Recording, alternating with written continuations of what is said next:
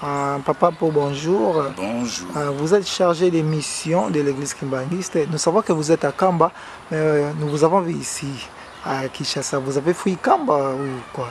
Je n'ai pas fui Kamba, je suis en déplacement, je suis venu ici à Kinshasa pour la simple raison que j'avais perdu mon oncle. Mon oncle maternel, aurais-je voulu dire, c'est-à-dire le petit frère à ma défunte maman. Il était mort, le corps était sorti le vendredi de la semaine passée, nous l'avons enterré samedi. Donc, raison pour laquelle j'étais venu ici. Non, je suis arrivé ici, j'avais demandé la permission auprès du chef spirituel qui m'avait autorisé de venir assister aux funérailles de mon oncle. Donc, pour une meilleure compréhension, moi j'estimerais mieux. Ce n'est pas à moi de vous imposer.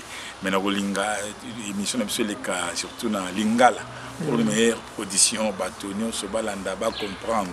Cela ne veut pas dire que tu es français. Non, je suis universitaire, écrivain, chargé de mission dans les cabinets du chef spirituel. Ce sont des fonctions. Oh, on fait la moto, il y a moto. Vous allez intellectuel. Comme Mukanda, ils ont facilité. J'ai écrit plus de 2 ouvrages. Et le 3e est en chantier.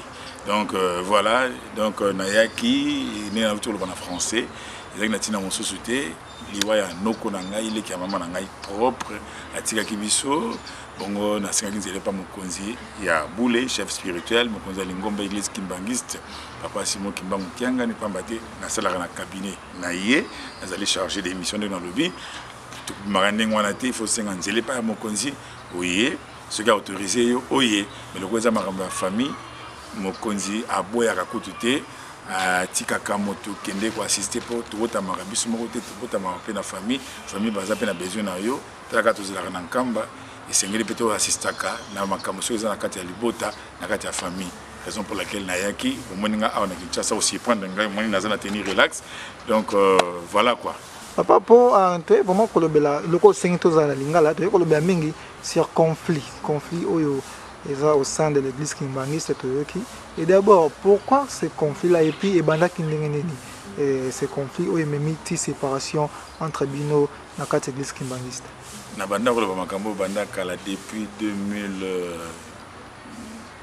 2009. Pour la zone de Lingomba, le 25 décembre 2009, quand on a Tangwana, on a 2020. Donc c'est le moins 11 ans. Pour la zone de Lingomba, la rébellion en 2003. Dans la rébellion, il y a une dissidence 26 égale 1, 6 ans.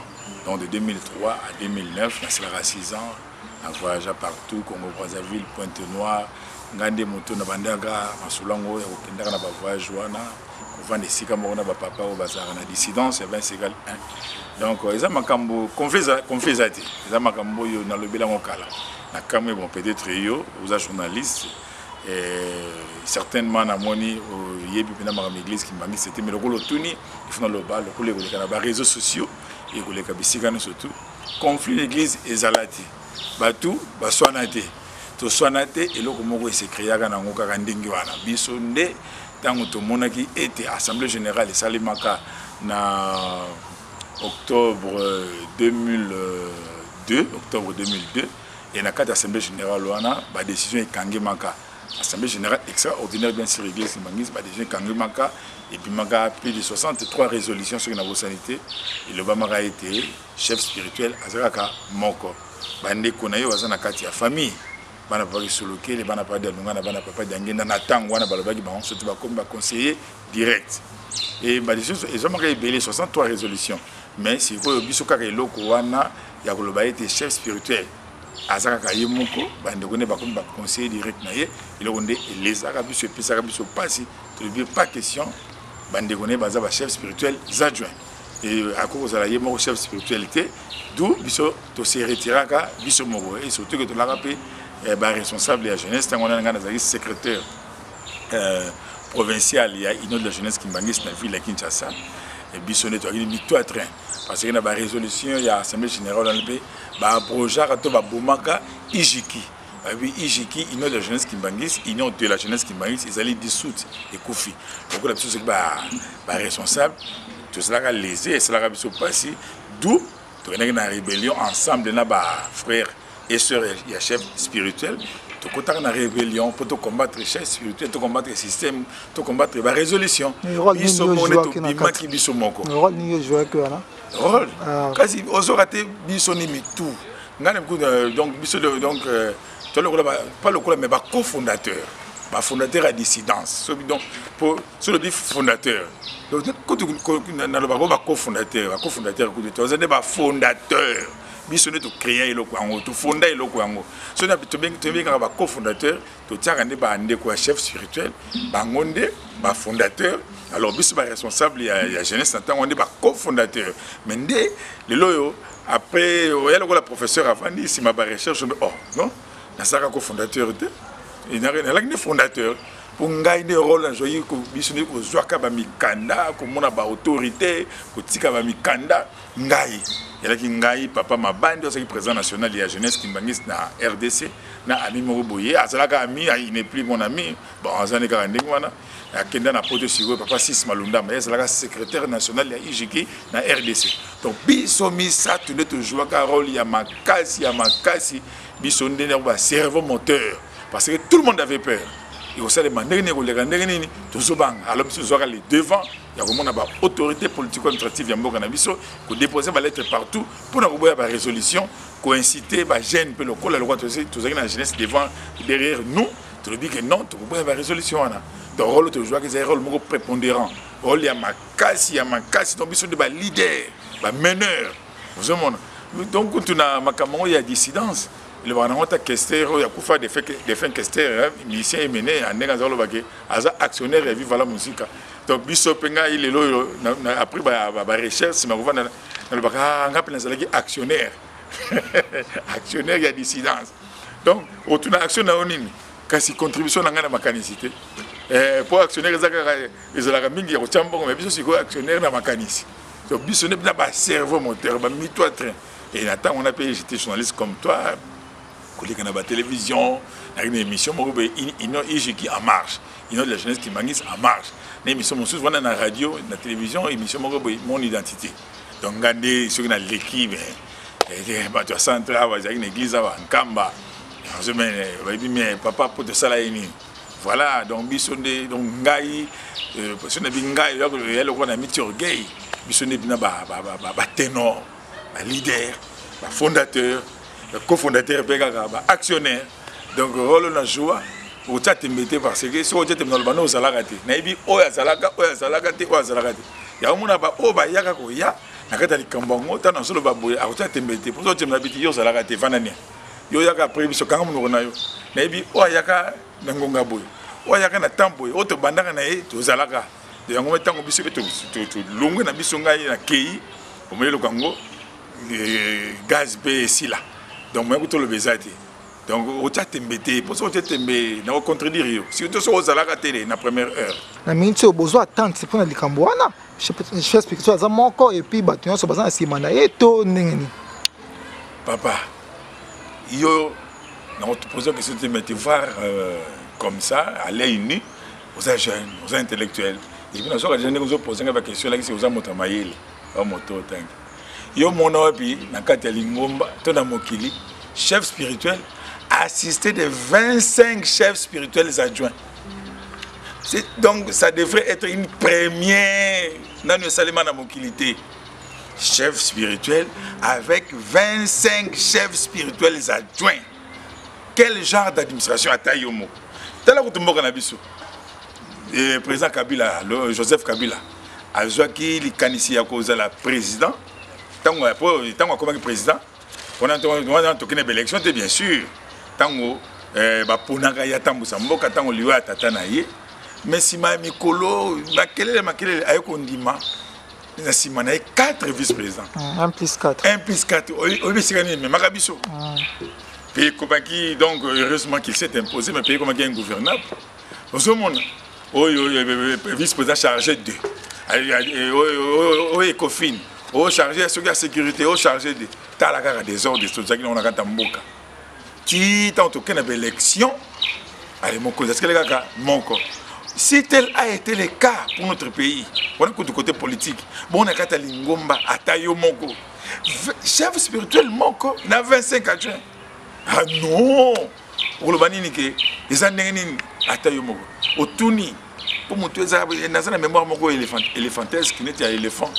Otuni so kimia zonga. Kimia ezalaka nango bandakala. Pe ezalaka nango kaka. Kuna tama kamongo pe le donc écoute kimia ya kitoko kuto sakanati. Et tu as besoin ordre à partir de la résolution. Ce qui est le 26 chefs spirituels dans quatre églises qui m'bangisent, ça allait être chaos, un grand désordre, du jamais vécu.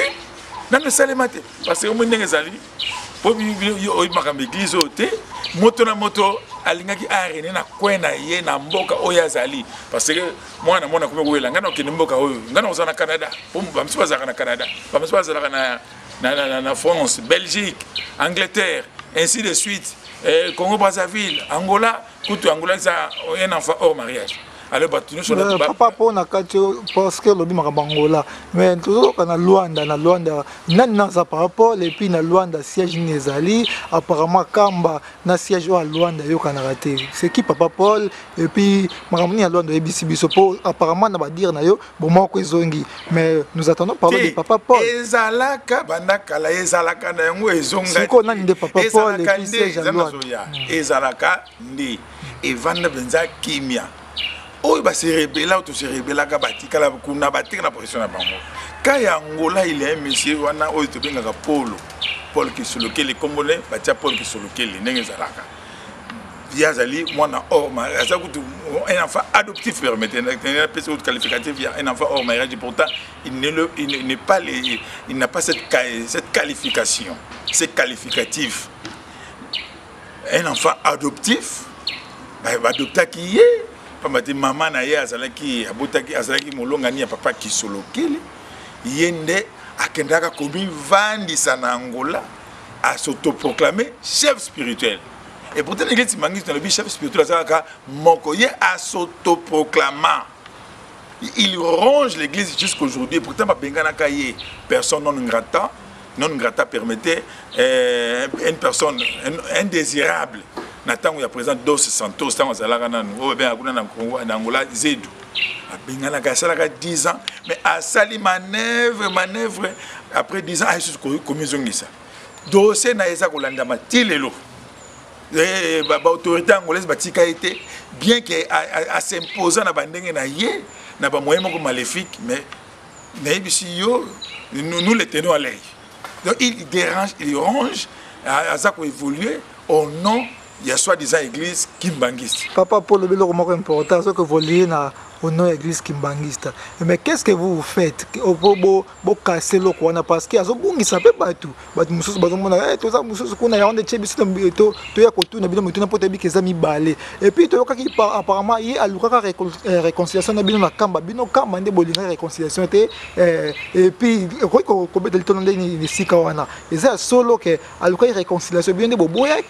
topé bino bosaka ndeni pour bolonga la confusion na mito abatu pour bolakisa ke ya za ko cha confusion ya mito abatu azoka évoluer na lolenge sengelité na lolenge ya bakimbangiste ndo benge mwana okutu azaki na kata lignée te ya bana o balingaki bakonza aza mwana ba adoptaki sikotanga zo cha confusion ya mito abatu bino bozosala nini na pa na bino pona wana évidemment ma 26 oyo donc on tout na question on précision. Parce que nous sommes des actionnaires, donc rien ne m'échappe. L'église Kimbangi est une et indivisible. Asa ko œuvre, asa ko évoluer au nom de l'église Kimbangi, c'est pourtant asa na qualification, na qualité wanati. Pour na kolobe l'église Kimbangi, il faut kamba eyebayo. Il faut aux aval et pas les chefs spirituels. Mon y a une assemblée et décida qu'assemblée générale mon conzibo moko. Oyo nous azali ko œuvrer en dehors ya nkamba na ba mukili misusu ba azali président du collège ou soit représentant illégal l'église mangisi na mboka wana oyo mokonzi a mandaté par une note administrative auto benga décision à chef spirituel. Sur les décisions nous en angoté, vous allez nul. Donc, on a évolué comme église de façon frauduleuse. Et on a bis le coup là, vous allez siège international qu'on a en Kamba Nouvelle-Jérusalem et Sika mon konzi alingomba azali chef spirituel papa Simon Kimbango Kiangani moto nyonso oyo akotambola na kombo église Simbangisi sans que Kamba yeba moto ne photo tchaye hors état de nuire toza kola na yebisi yo politique interne to ko la hauteur il finira par quitter l'Angola, ça je te l'ai dit. À Kotika, mais ben installation à Kotika, parce que ben installation des alliés, place où le papa d'Angenda Tikaka. Tant que c'est le chef spirituel, il y a l'Ibosso, l'église qui m'anise. C'est notre concession, c'est notre terrain. Tout ça, c'est un où les alliés, Mikano, ça signifie que les alliés, le terrain, il y a l'Ingomba. Donc là, ça peut évoluer frauduleusement. L'Ingomba y habite, vous connaissez avalté, quel que soit le cas, à lelo.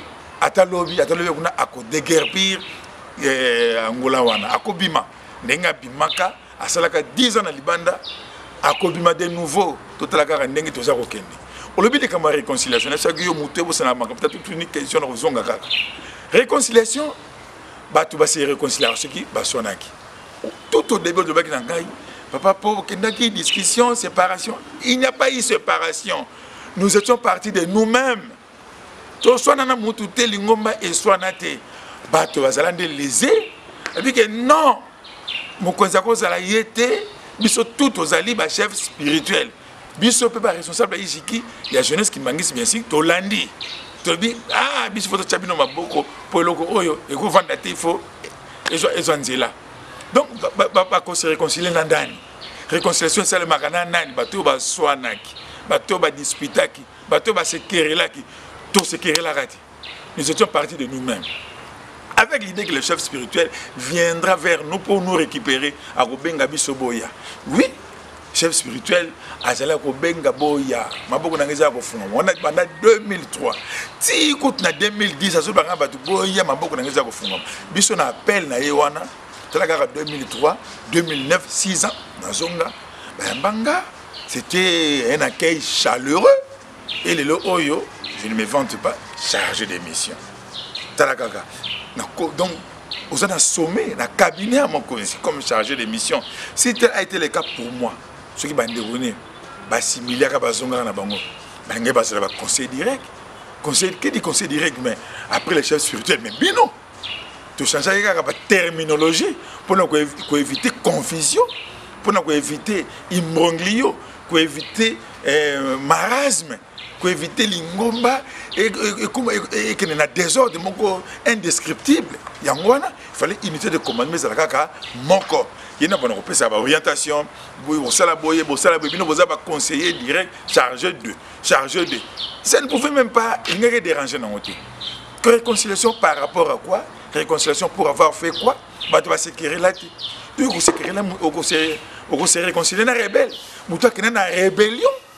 Après tant d'années, avant dit, à Sali Makamo, à lobby, à Sali, à créer la confusion, Batu Babungi, Simone, tant que Monica a commis aux abois, à ce bateni na Rosala, à bien, na comme na souka, pour réconcilier, non. Et pourtant, tant qu'on a, qui réconciliation, exactement, mais réintégration. Moto Akendaki, il a qualité, il a droit de réintégrer. La commission, c'est la lingomba kozonga, peut pas à bras ouverts. Papa pona katomoke, l'autre baké muto a se rebella qui. Mais yo pene bandelo baké bino pe bo se rebella ka. Muto kozonga bayamba bino maboko fungama. Yo kutunde lokwa po se rebella ka ozonga ki bayamba ki yo. O repose na mutema wana yo koluka ndeko na bino o se rebella. Yo kutu opesa makanisima ah biso pe bayamba ka biso. Biso pe to ça malgré rébellion na ye tout ça le lenga to benda pe na biso. Pourquoi bino bo pesa makanisima te bozaka na posa bo clouer le lobby le quoi tu as confessé à mutu ya bakimbangi c'est beaucoup cloué oh bino pe bo se rebella ki to bozongi bayamba ki bino poni yo na pas na bino bozana mutema wana te bozaka na besoin ko clouer bon moi te boli na bino boyo kanité papa dans les cas na sala ba émission ebelé pour expliquer comment est-ce que aventure mo ezalaka kolakisa makamongo e bandela kan ndengeni. Qu'est-ce qui nous avait motivé? Qu'est-ce qui nous a motivé, permettez, pour tout ça, les locaux yango.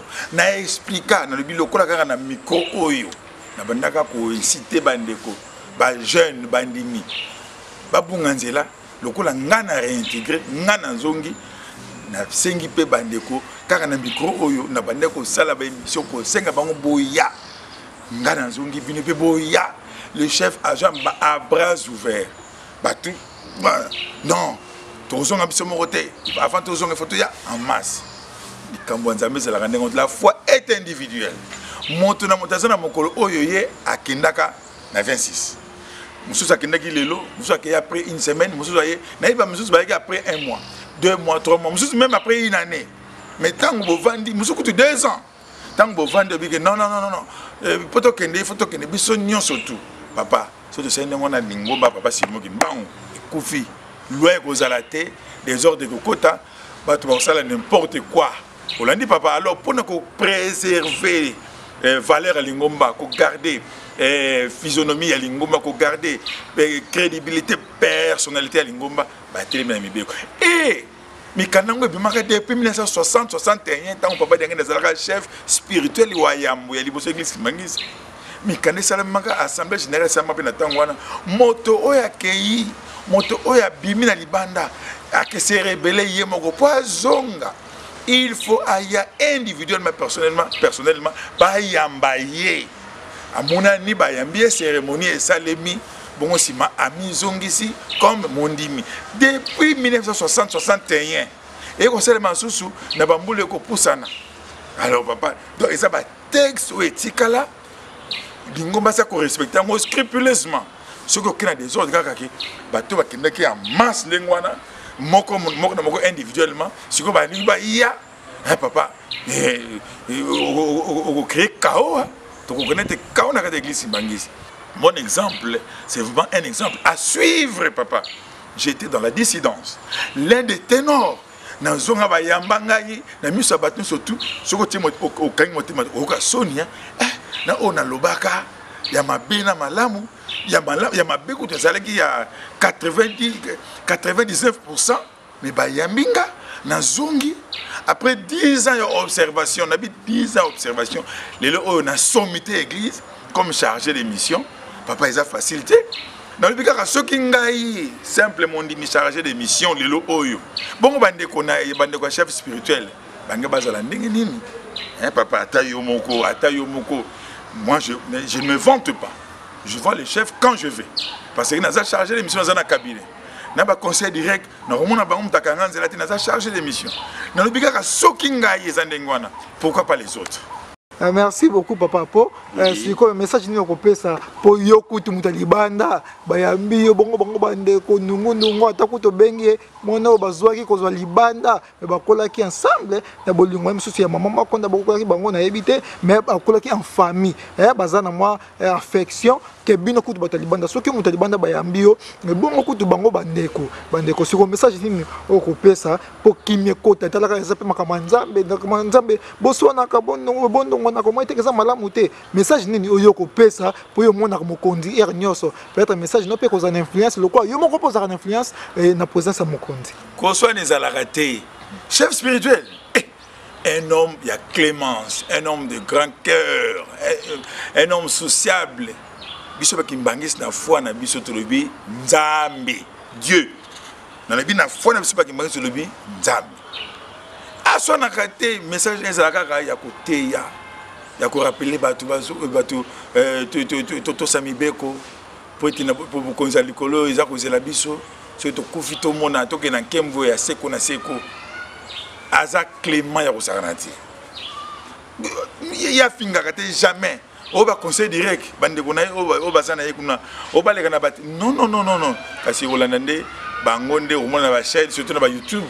Ils ont bandé ko ba finga ka kosala ba émission ko finga chef spirituel ko finga ba conseil direct côté na biso makambo na ezalakati et puis question lobi pona bandé ko bazonga tétété lingomba sa zwa meko kutu année passée ndé salema ki ba déclaration officielle fini avec les gens de la dissidence 26 égale 1 les malilistes fini donc to ko lebela bango le société histoire et si là ba ko ko zonga na lingomba té parce que Mikoleke Belé, Sengi Bazeli, non. Et puis, dérangement tellement, et puis, commis na bakisi.